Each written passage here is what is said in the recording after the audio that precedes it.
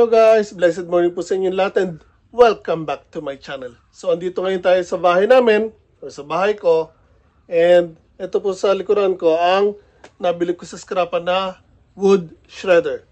Kung matatandaan niyo po, dinala ko po ito doon sa bundok.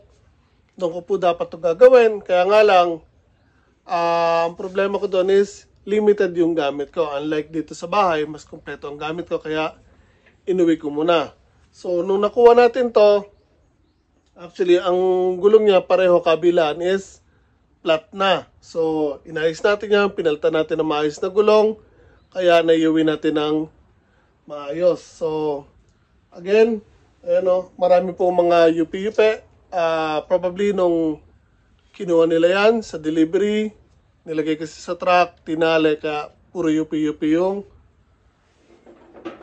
mga protection ng or cover ng wood shredder. So, una natin gagawin is alisin ko itong mga yan, yung mga protector niya, mga cover ng gearings at ng belt, just in case na maayos natin yung motor. Pag pinanda natin, meron kasi yung mga parts na tatamaan ng mga belt tsaka ng mga ngipin, kaya alisin muna natin yan para hindi delikado. So once na maalis natin yung maaaring tamaan ng mga belt at gearing, doon natin uumpisa na ayusin ang motor na nakakabit sa kanya.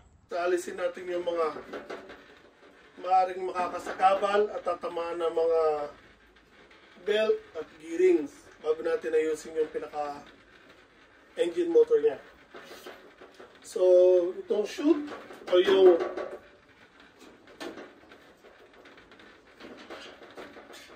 labasan ng mga na-shred na kahoy, babagasin natin guys.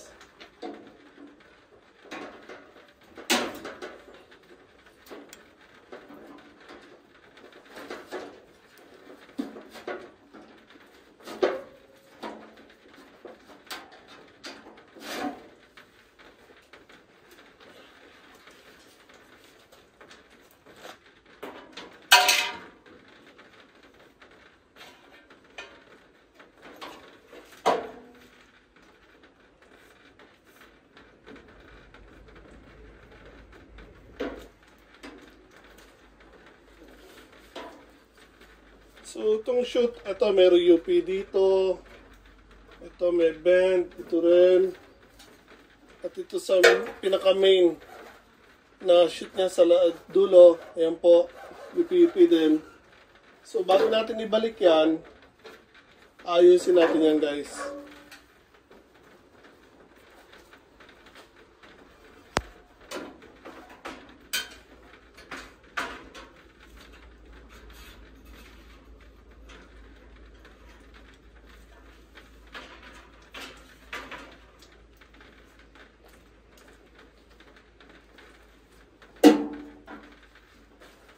So, itong feeder, alisin din natin para mas madali natin ma-access itong motor.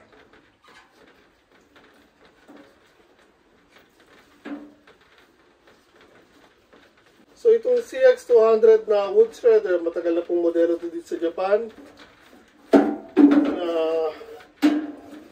Actually, hindi na po ito makikita sa market now. Kung meron man sa mga second hand or auction, pero yun sa mga stores, wala na. Kasi nung tinanong ko kay Takeda-san, matagal na daw to, inabot niya pa to. Phase out na raw itong mga modelo na to. So ito nga pala guys, ito actually nakahubog yan hanggang dito, pero kung makikita nyo naka-UP yan. So nangyari po yan most likely sa transportation dahil yung pinaka-shoot o yung output na shoot ipinold dito, then syempre tinalian siguro yun, kaya ito na UP yun.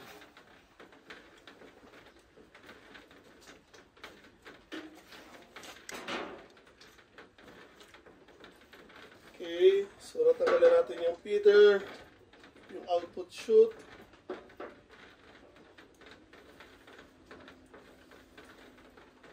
So again, yung blades, dalawa lang yung blades niya. Pero yun ang pinaka-reason kung bakit nilabanan ko pa rin ng bili to kahit sa scrapan na walang kasigurado na andar o hindi dahil ang ganda pa ng mga blades niya guys. Buo-buo pa yung ngipin niya. Although may kalawang, dali lang linisin yan. Tapos again, kahit hindi ko papaandar man tong engine motor na to, meron ako dito na same na brand, mas malaki nga lang to. Hindi ko lang sure kung kakasya siya kasi ang laki masyado nito. Para naman to sa oil pump na galing sa company. Pero meron din akong halos kasi laki nito. Kung nakita niyo yung videos ko before na in-upload na pinayos sa akin ng company. Then after kumayos, binalik ko sa kanila. Then after 1 year, hindi naman nila ginagamit. Binigay ulit nila sa akin. And yung bayad sa paggagawa nun, itong malaking actually na to na engine motor. So, kung binigay nila sa akin, ito yung pinayos, pareho na lang sa akin ulit.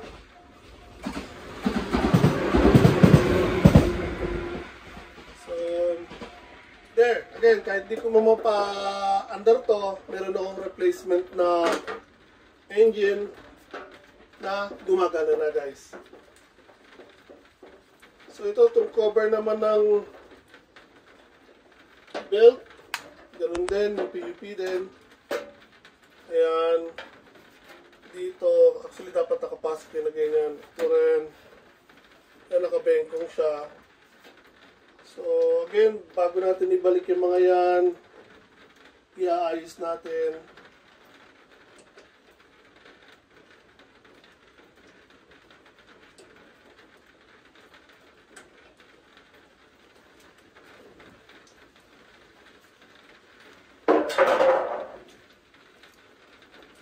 So, as for the belt, ganda pa ng belt.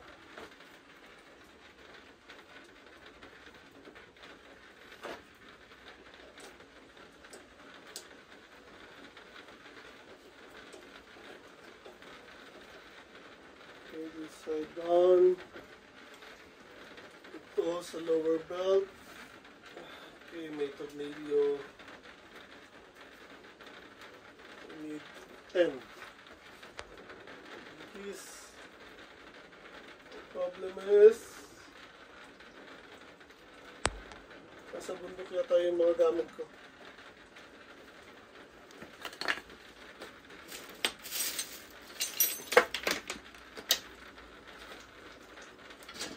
So yung ibang gamit ko guys nasa bundok dahil meron din tayong mga inayos na gamit doon.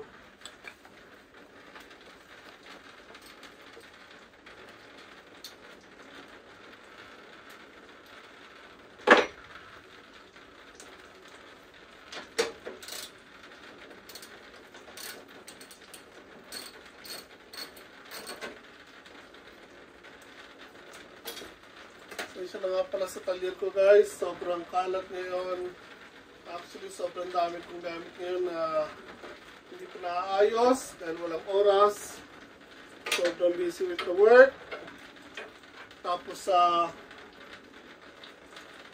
farm, so dami kong future projects and actually mga gawain dito sa bahay na. Ayan po, nakatenga. Pasensya na. And yun, sa ulunan ko, yung mga sibuyas na na-harvest ko sa garden, pinapatuyo ko pa.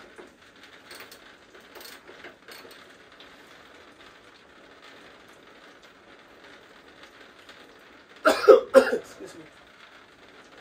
So ito nga pala yung Honda 8 na nabili ko dati. Napander ko na yan. Then, naging problema ko dyan. Yung clutch ko, nagdikit. So, binaklas ko yung clutch nila, nilinis. Napagana na natin yan. Kaya dahil kahit napandar ko siya dati, once na ilagay ko sa gear o sa cambio, namamatay. Pag binitawan ko yung clutch. So, yung clutch lining niya, dikit-dikit na. So, naayos natin yan. Then, natenga ng 1 year. Tapos, pinaandar ko ulit. And after that, natenga na naman. So siguro since then, nakatenga ulit yan ng siguro mga 2 years mahigit na.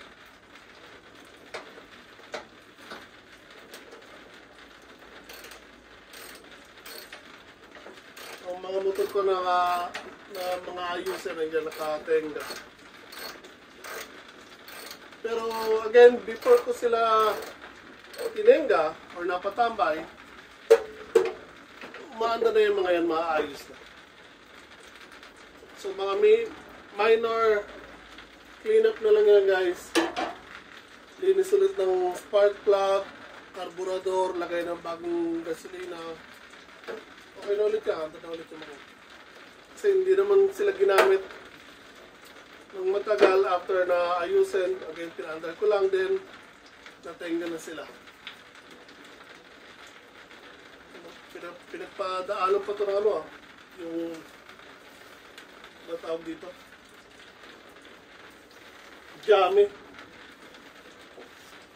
Yung pinaka-jami ng palay. Puno ng jami ko sa baba. Ilalim.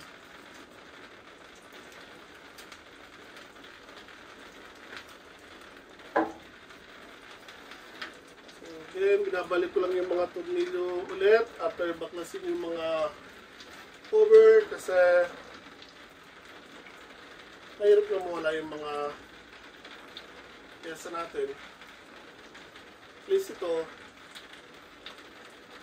madali natin makikita sila pag binalik ulit natin yung mga tornilyo sa pinagbaklasan.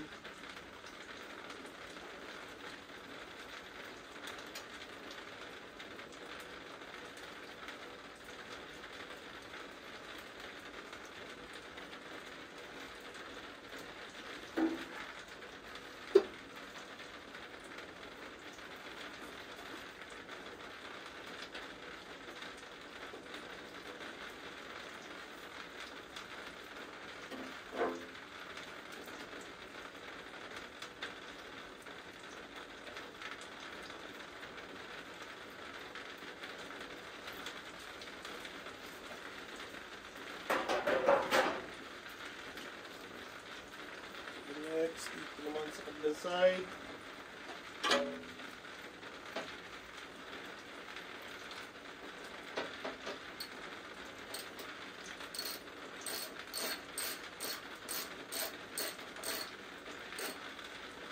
Yung cover palang cooler, meron din tama, naka-UV din.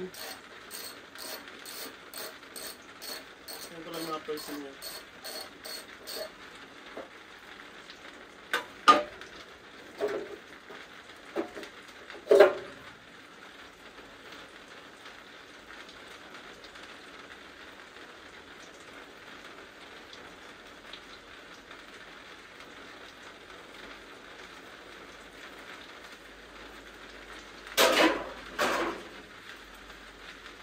So there, mostly, nabaklasan natin yung mga kailangan natin baklasin.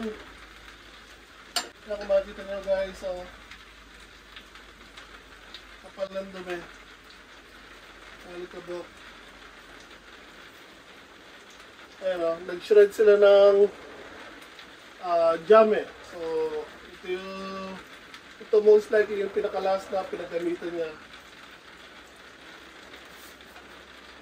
So now, ma-access na natin ng spark plug, tangke ng gas, carburetor, and kung hilahin niya na maayos.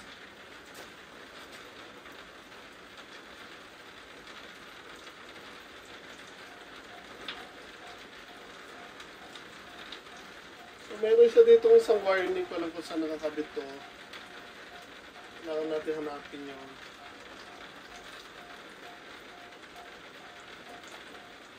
Check natin yung engine, kung meron lang yes o wala.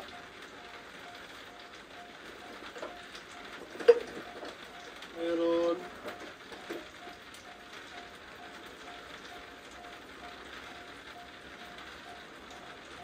Pero mukhang po konti.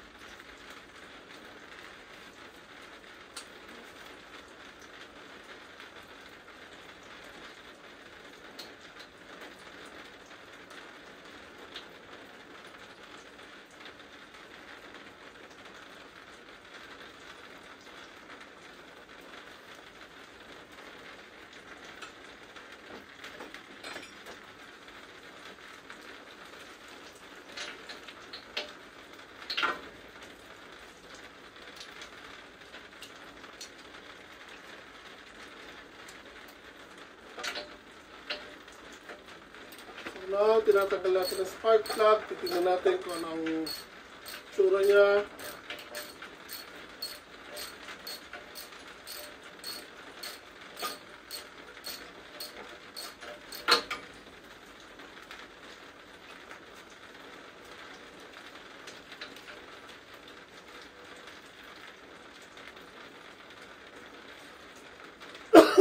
Excuse me. So, mukha naman siya maayos, guys. So, hindi siya sunog. Hindi din siya sobrang dumi. So, normal lang ang itsura ng spark plug niya. So, linisin lang natin ito ng konti. Yan, ibabalik natin.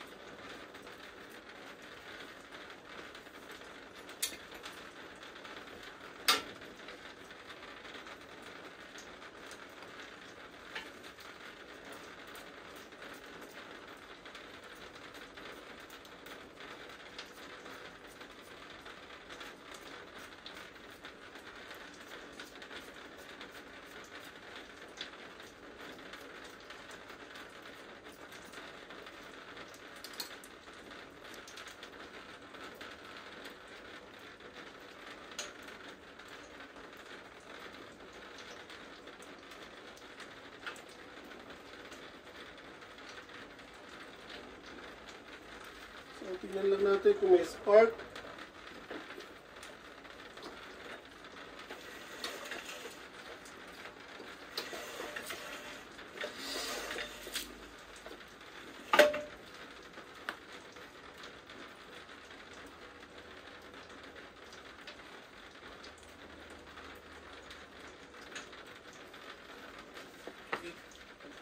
Gusto.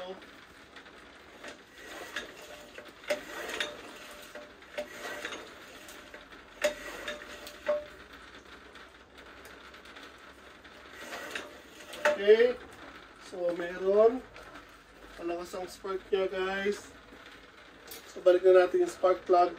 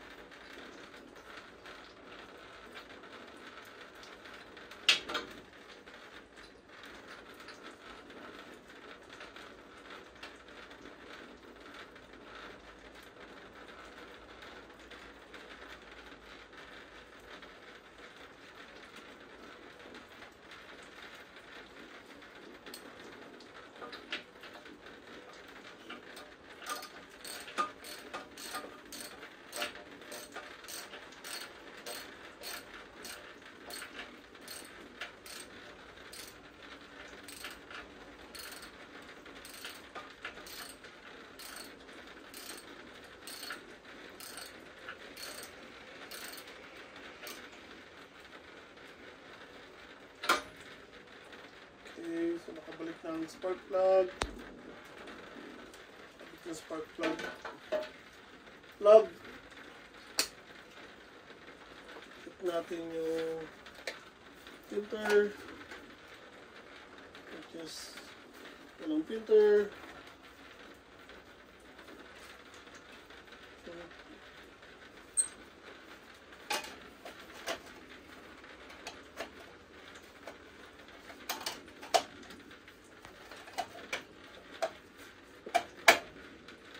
Wala siyang filter, guys. Again, hindi ko alam kung para saan itong wire na to. Hindi ko makita kung saan siya nagmula yung pinagputulan o yung kadugtong niya.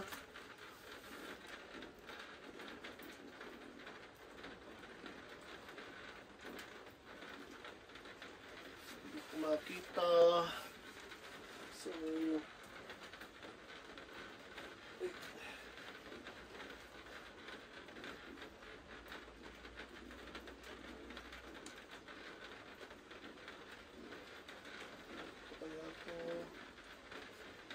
baklasin ko tong cover ng hilahan para makita natin yung loob kung doon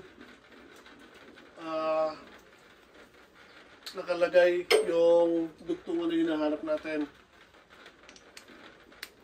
So hindi ko sure kung may tornilyo sa ibabaw or wala. Hopefully wala para hindi ko na kailangan baklasin yung tangke.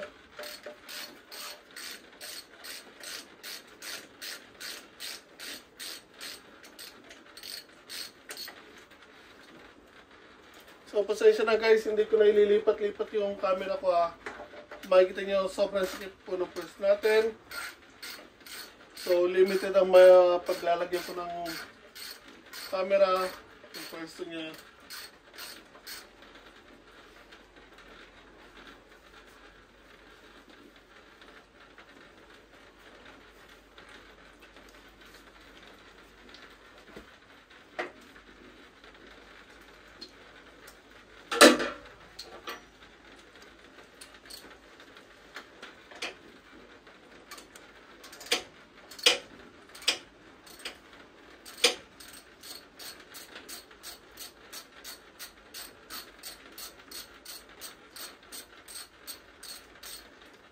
And hopefully minor lang ang magiging problema ng engine na to. Okay, so hindi na siya ma-access nito. Kailangan ko ng open range na digis.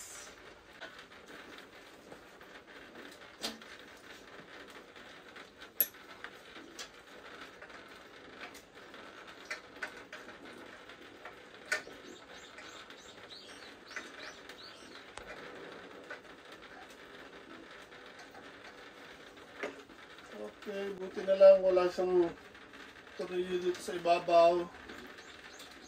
Kasi may nabaklas ako dati na ganito. Bukod sa side, sa ilalim, pati sa ibabaw, may tornilyo. Kaya bago nyo matanggal yung cover ng hilahan, kailangan nyo rin baklasin yung tangke.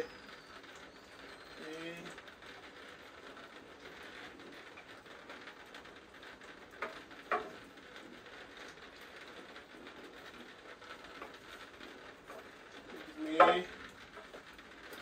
Tanggalin muna natin ito.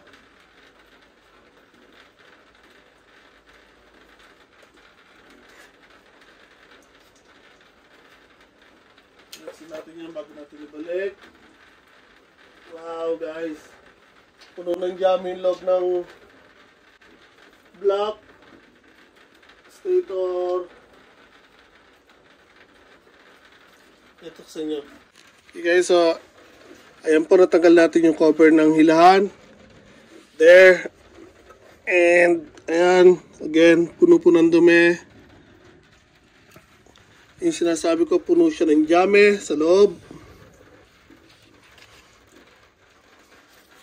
Ayan, actually delikado yan pag nag-init.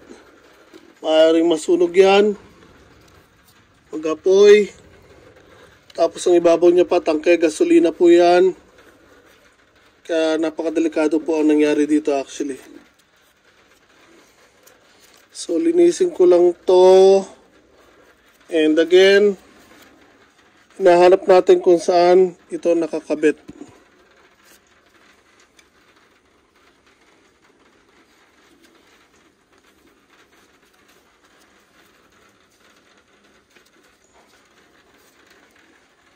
Okay, so kung makikita niyo po ang kapal ng dumi niya. And ito yung mga gearing niya. Ano po ng dumi. Ito yung sinasabi ko guys, yung blade niya. Although, nung nakuha ko siya, hindi pa ganyan kadami yung kalawang kasi inabot ng ulan.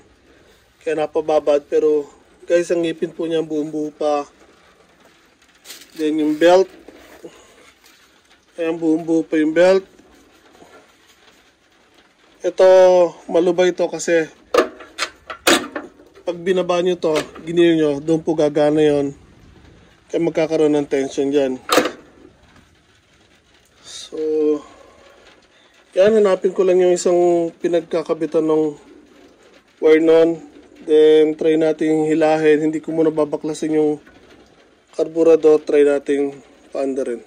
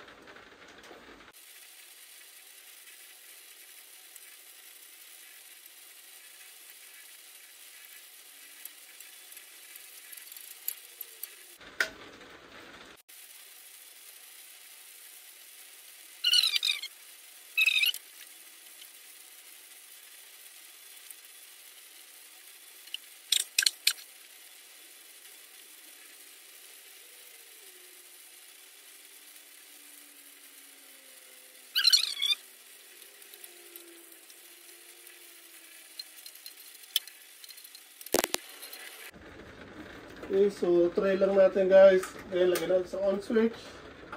Buksan natin ang gas. Meron siyang laman na gasolina. Right now, nasa choke siya.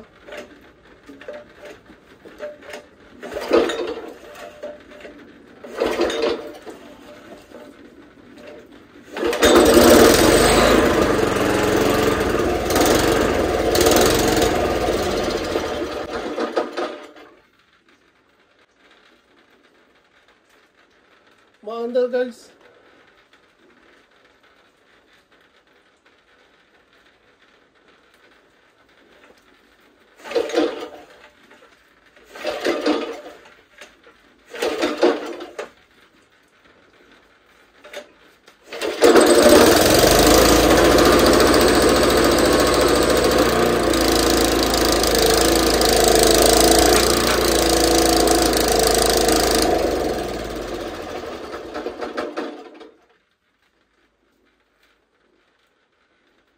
Pag meron kayong mga ginagawa ganyan, naka-open or nakalabas sa mga delikadong bagay guys, buti na walang nangyaring disgrasya. Nakalimutan ko, meron pa ako adapter nitong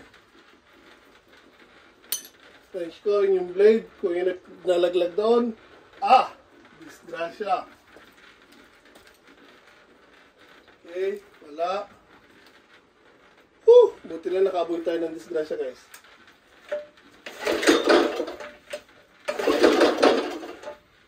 Choke.